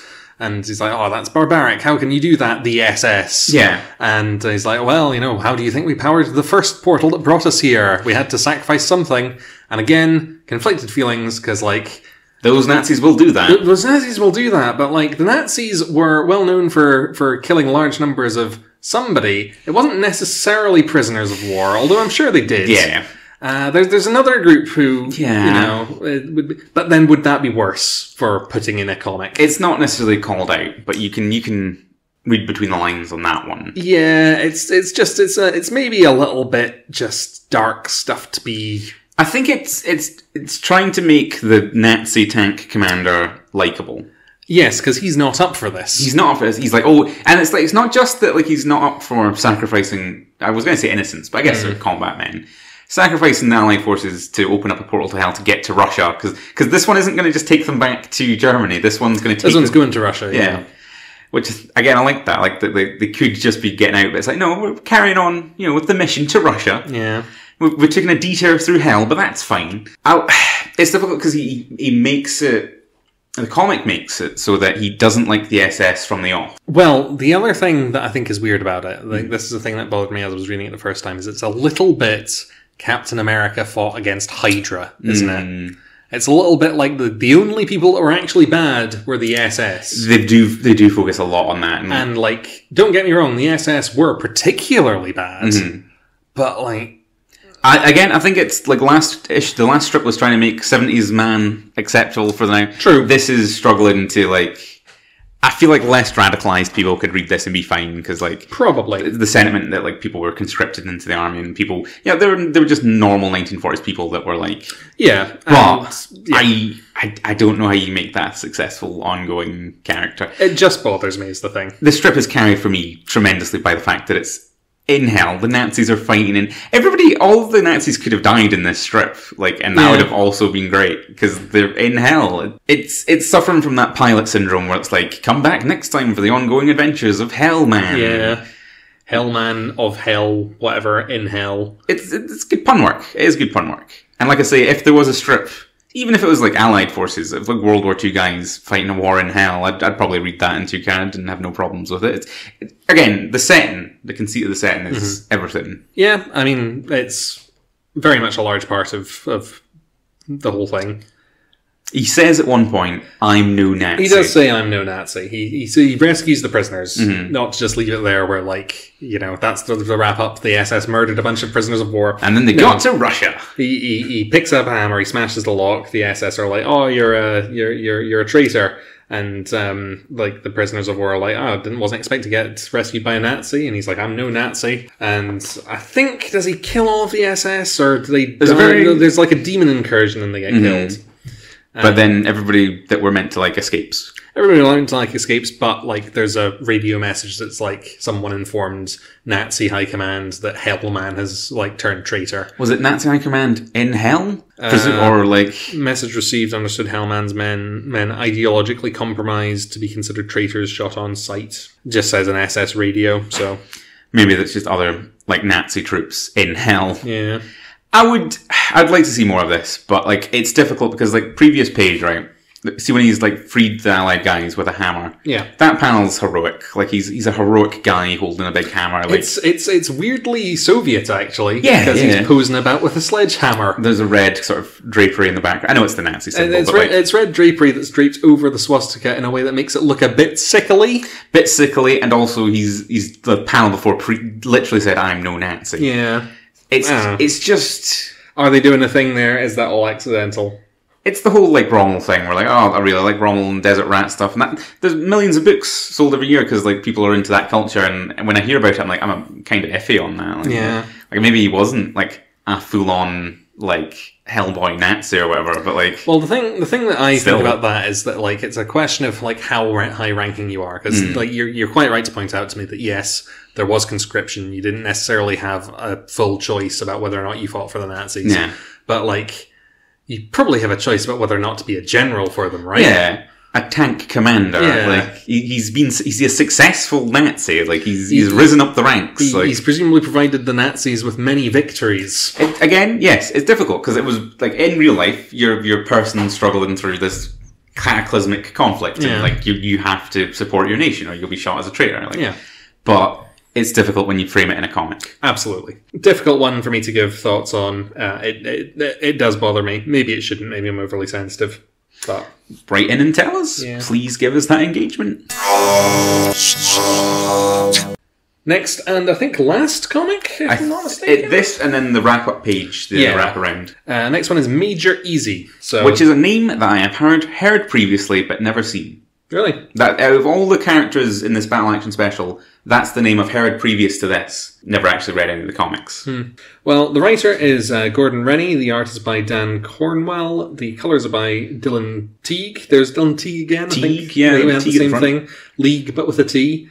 And the letters are by Jim Campbell. This is Indiana Jones. It's so... See at the start, right? I was like, maybe this won't just be Indiana Jones. See by the last page? I guess that was just Indiana Jones then, like... Yeah. I mean, it's called out, because, like, isn't the name, like, the name of the strip the Treasure of Solomon. Treasure of Solomon.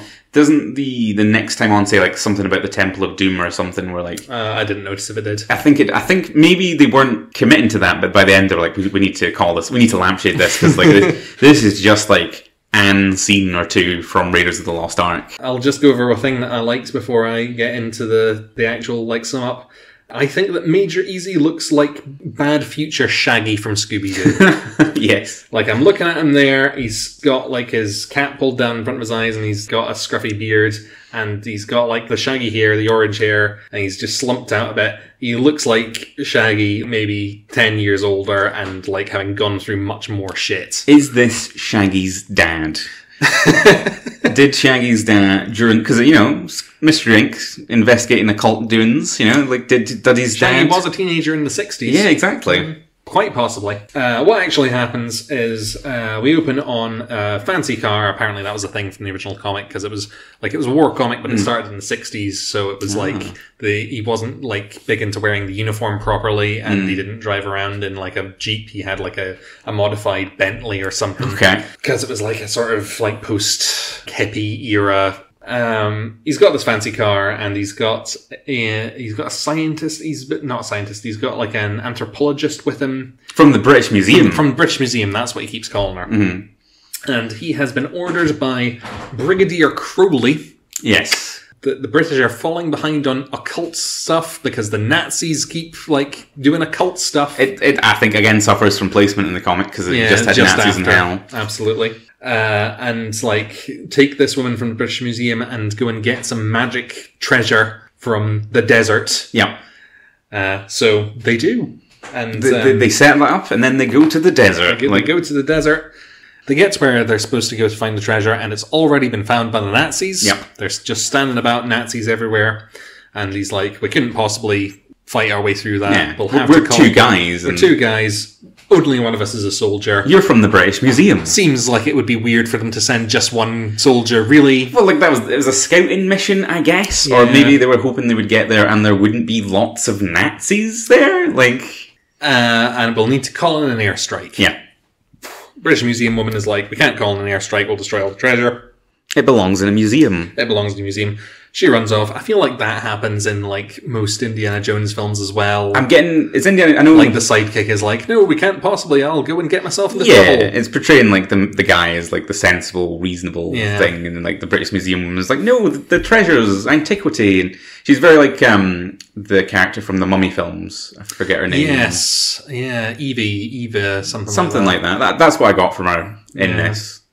But I mean, those Mummy films are also very Indiana Jones. They very much are. So she runs in, and then turns out Major Easy was talking shite, because he very much does just go in and fight all those Nazis by himself. He's a good guy. But the head Nazi that's there is someone who she recognises. He's got his face all covered in bandages. Well, it's more of a scarf. Looks like the Invisible Man, but a Nazi. Yeah, he's called Anton Dredger. And she's like, I thought you had a little summoning mishap and it finished you off, but apparently not.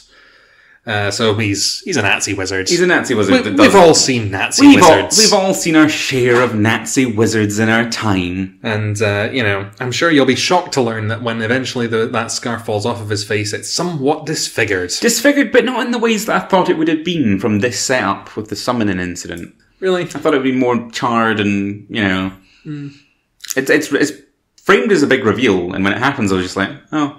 So they capture British Museum, and I should probably point out that that's what Major Easy is calling this woman. They didn't just deploy the British Museum. They didn't capture the entire British Museum in a cutaway, although there's probably a lot more magical shit there. I would read a comic that is the Nazis doing a Die Hard to the British Museum.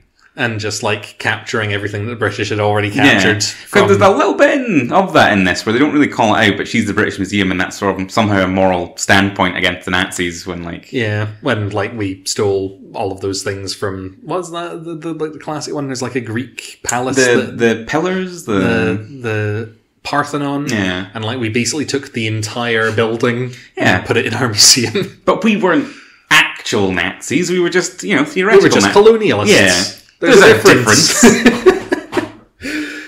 But anyway, so she gets captured, and then Major Easy drives in his car and shoots his revolver. It looks like he's popping a wheelie in his Bentley. It does a bit. And he just kills 5 Nazis all at once, and then just gets out of the car surrounded by Nazis and points his gun at the main guy, Dredger.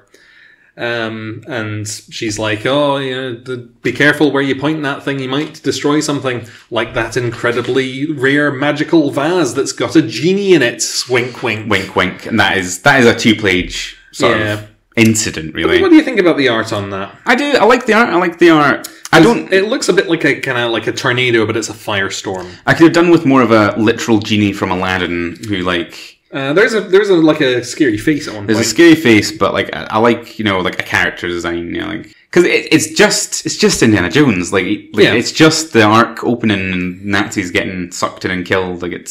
It's cool, but how close to just Indiana Jones do you do? I guess we've referenced Indiana Jones quite a lot so far, because we also said that the virus that melted adults was like Indiana Jones at the start. That was a visual thing where they would just crumble to dust. This is the part of the story in Indiana Jones where the Nazis' faces melted off. Yeah, so these Nazis aren't necessarily melting, they're sort of just getting swirled about a bit. Yeah. Presumably they're dying. But the plot beat is the occult thing opens and the Nazis die. Yeah, it's exactly that bit from Raiders.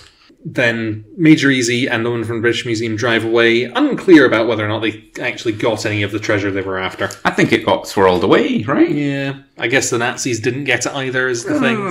That's our win. And then we see Dredger's face after the firestorm, and he just looks like an orc.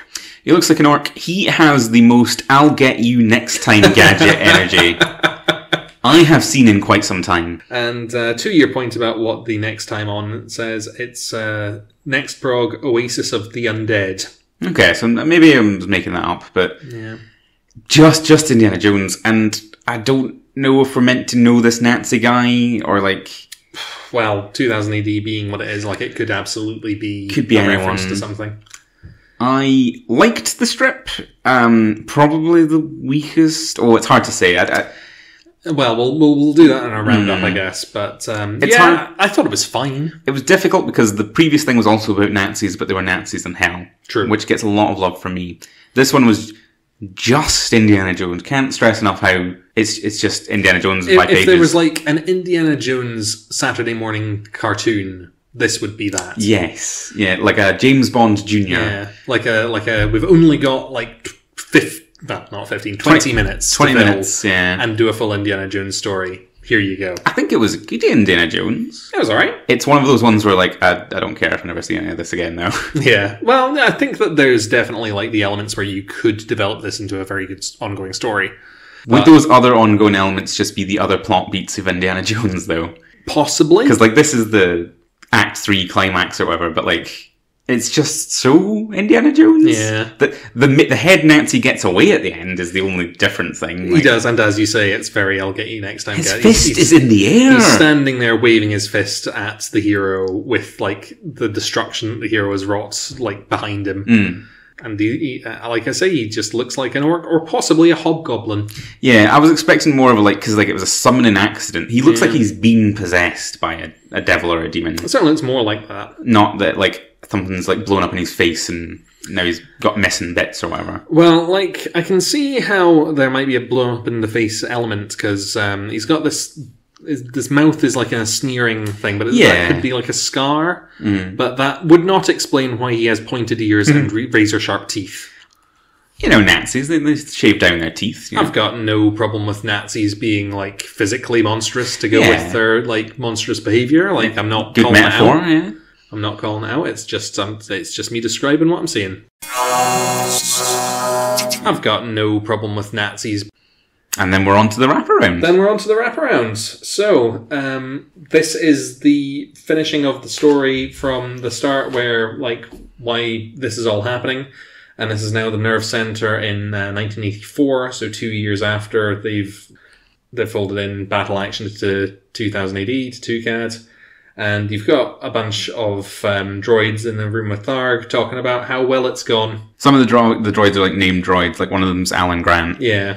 Who, was he Tharg, or was he just an editor? I think everybody was Tharg at some point, but... And they're saying, like, oh, we've got all these toys that we're producing, and we're gonna, like, have, like, a TV show. I didn't like this sort of wraparound. Like, the first part I really liked, because of the smoky businessman to Tharg.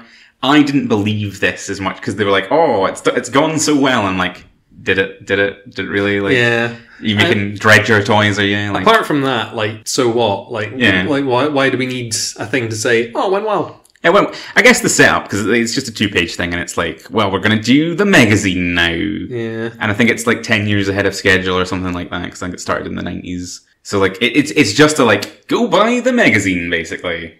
Yeah, absolutely. And I did buy the magazine this week, because I knew it was a tie-in thing. Mm-hmm. I suppose we'll talk about that when we talk about it. In the magazine battle action special pod. Not entirely sold on the fact that I bought the magazine. I feel a little bit like I was scammed into buying the magazine. Well, let's talk about that, because that is a part of this event. Because we've got 2 publications and we're going to lead one into the other. You bought it because you knew that was coming. I bought it because I knew that they were doing a special thing, and they did something like this before, where they were doing some kind of a story.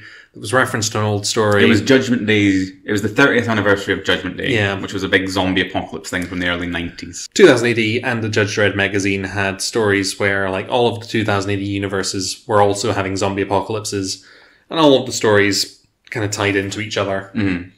And I didn't buy the magazine for that, so there was a part of that story that I just missed out on, and I don't know what happened. You did. So I thought, because we're trying to do a podcast, I thought I'd buy that and read it and see how it all ties in. And I just thought it didn't really. That's the thing. I felt that way about the zombie special from last year as well. There definitely was, like, a story going through that. And I was expecting there to be a story going through this. Not at the start, but when the time travel stuff was happening, I was like, oh, are they doing, like, a thing? Like, is there going to be time travel elements to this? But no. No. And then when I read this, and then I was like, maybe it'll be in the magazine. No. We should save our thoughts about the magazine, I guess, for that special. But I think we'll probably do a special episode about that. Whether or not that comes out, like, at the same time that this one does, well, I guess we'll see. But, like, just having read, because presumably you read the Prog first. I read Prog first, yeah. Did that make you want to read the magazine? Yes, because I knew that they were doing a themed thing, and I thought there might be something to it. Mm-hmm. I don't think there was anything, like, especially in this, that was like, read the magazine because we're doing this specific thing. Yeah, did you enjoy the sort of battle actioniness enough to then be like, oh, well, I have the magazine, I'm excited to read it? For variety's sake, I'll maybe say yes, actually. I mean, there were good things that I liked in this issue. Is it a successful battle action issue? I think it is a successful battle action issue, but knowing that they now have battle action again on the magazine racks, right? But it's just army men. I feel like what you're asking me is, did this work as an advert for that? Yeah. Would I now be interested in going and reading that? Yes. And no. I'm 1,000% there with you. And more so, and like again, we're maybe spoiling things, but like my thoughts after reading the magazine, which had more of this in it, definitely no. Definitely no. Well, I like again, variety, the spice of life. I like getting things like this, because I would never buy this if I was buying monthly comics. I would never go out of my way. You would never buy this if it didn't have a Judge Dredd in it. Yes, I mean, I like Toucan for a lot of the other ongoing strips and the sci-fi elements, mainly. But yeah, like, Dredd's the anchor. I think Dredd ties in the least in this issue. For sure. Even though you're saying that Kid's Rule is a battle action thing.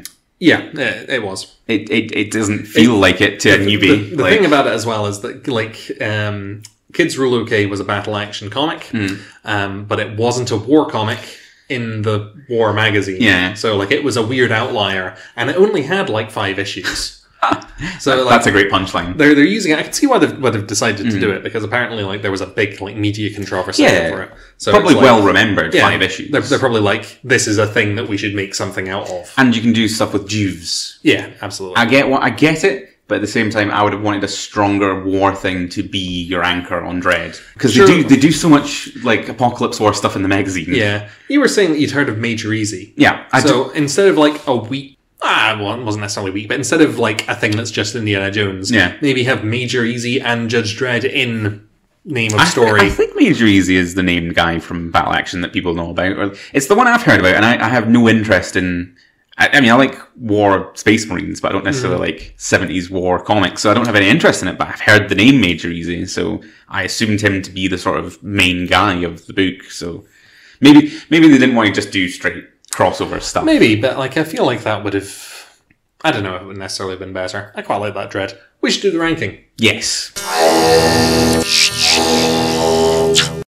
I did the ranking first last time. Do you want to do it first? Yes, I am. Yes, if you give me the things there. It is difficult. It's a difficult prog. It's an odd one, isn't it? It's an odd one. I will probably have to rank Dredger alarmingly high.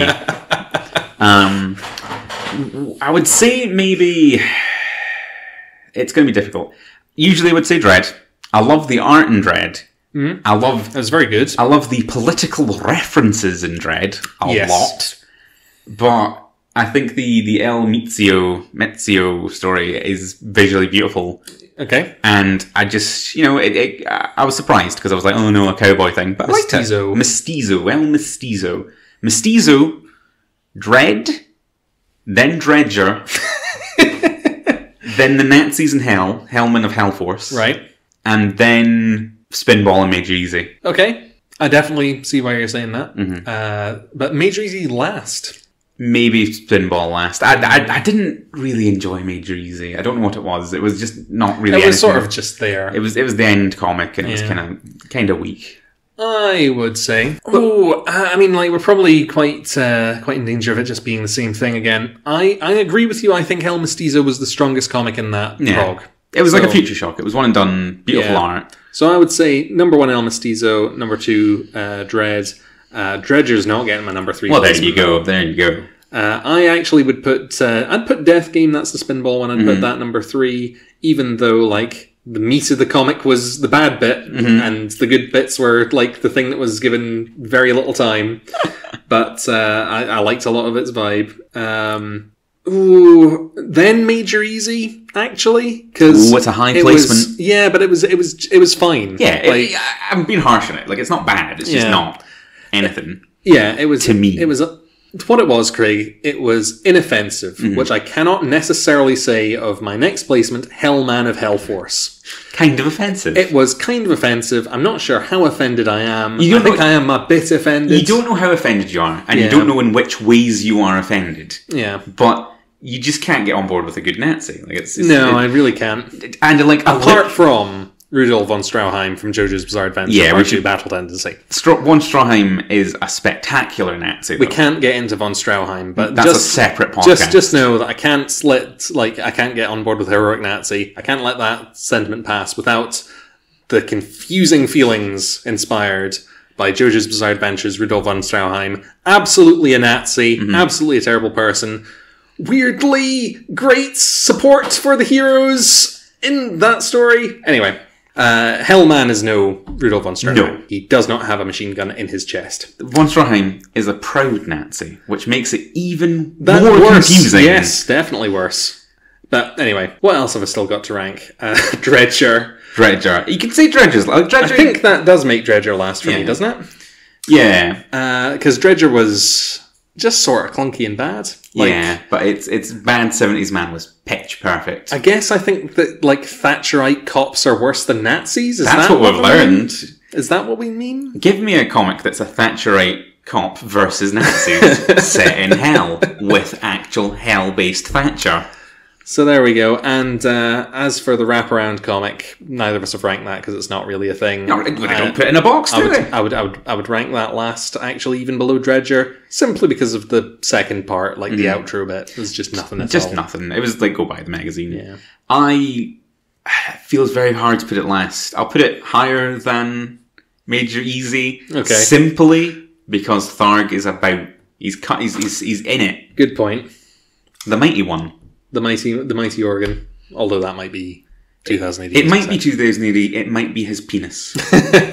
Right, well, I think that's the end. So, this has been Prog Slog. I have been Michael. I've been Craig. And you can, I think, now support us on Patreon, although that might be the other podcast. I'll need to look into that. We should say that we're a Boys from the Pod production. We are Boys from the Pod production. We are also the hosts of another podcast called That. So if you like this, give Boys from the Pod your money until we have our own way for you to give us money. Yeah, until we break away and start our own magazine equivalent. You can also look for Boys from the Pod on the social medias, mostly Twitter, but also I think we've got a YouTube channel.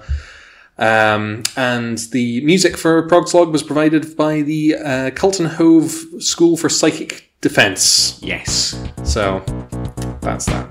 Thank you very much for listening. Bye. Bye.